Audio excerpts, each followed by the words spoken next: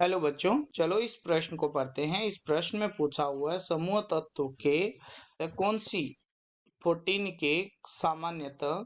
चलो इस प्रश्न को पढ़ते हैं। इस प्रश्न में पूछा हुआ है समूह 14 के तत्व सामान्यतः कौन सी ऑक्सीकरण अवस्थाएं पर दर्शाते हैं। समूह में नीचे जाने पर इन ऑक्सीकरण अवस्थाओं के स्थायित्व पर प्रकाश डालना है। तो चलो हमारे पास में इस प्रश्न की मुख्य अवधारणा को सीखते हैं। मुख्य अवधारणा, तो मुख्य अवधारणा के अंदर हमारे पास में क्या आता है, समूह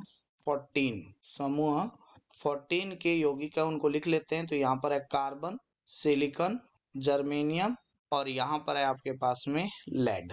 ठीक है, तो ये समूह तत्व है आपके पास में। और इनका सामान्य, अगर हम बात कर सामान्य इलेक्ट्रॉनिक विन्यास की बात करते हैं, तो इनका सामान्य इलेक्ट्रॉनिक विन्यास होता है वो होता है NS2Np2। तो बाह्यतम कोश में कितने इलेक्ट्रॉन हैं?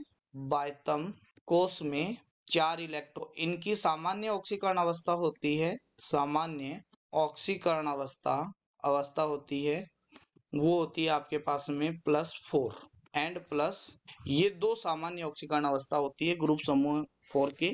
ऐसा अब यहाँ पर इनके इलेक्ट्रॉनिक विन्यास से हम समझते हैं कि यहाँ पर अगर मैं बाह्यतम कोश का इलेक्ट्रॉनिक विन्यास लिखता हूँ तो यहाँ पर आता है हीलियम और यहाँ पर आता है आपके पास में कितना, वो आता है आपके पास में 2s2 2p2। अगर मैं इसका लिखता हूँ तो यहाँ पर आता है नियॉन 3s2 3p2। जर्मेनियम का अगर हम लिखते हैं तो यहाँ पर आता है आर्गन।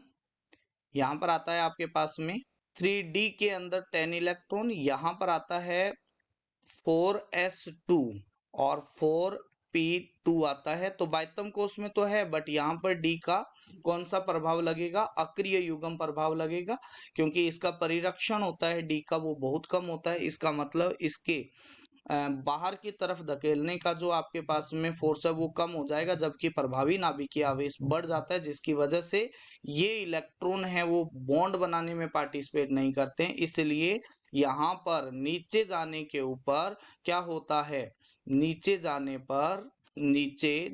पर +2 ऑक्सीकरण अवस्था का स्थायित्व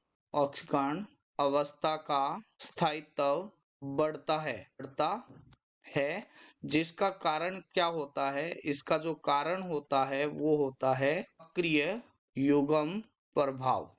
और अक्रिय युग्म प्रभाव क्या होता है? डी की जो परिरक्षण प्रभाव है वो क्या हो जाता है? कम हो जाता है, सभी प्रभावी नाभिकीय आवेश बढ़ जाता है, जिसकी वजह से ये जो बाह्यतम कोश के S के इलेक्ट्रॉन है वो नाभिक के नजदीक चले जाते हैं, जिससे ये बॉन्ड बनाने में पार्टिसिपेट नहीं करते हैं।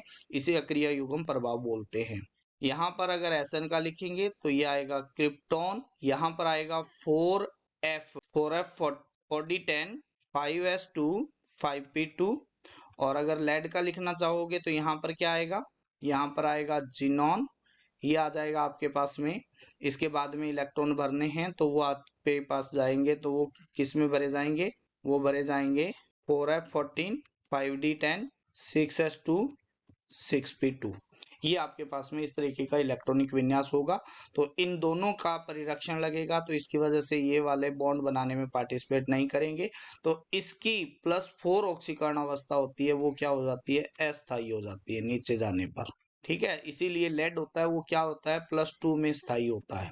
आशा करते हैं मुख्य अवधारणा के आधार पर आपको इस प्रश्न का उत्तर समझ में आया होगा। धन्यवाद।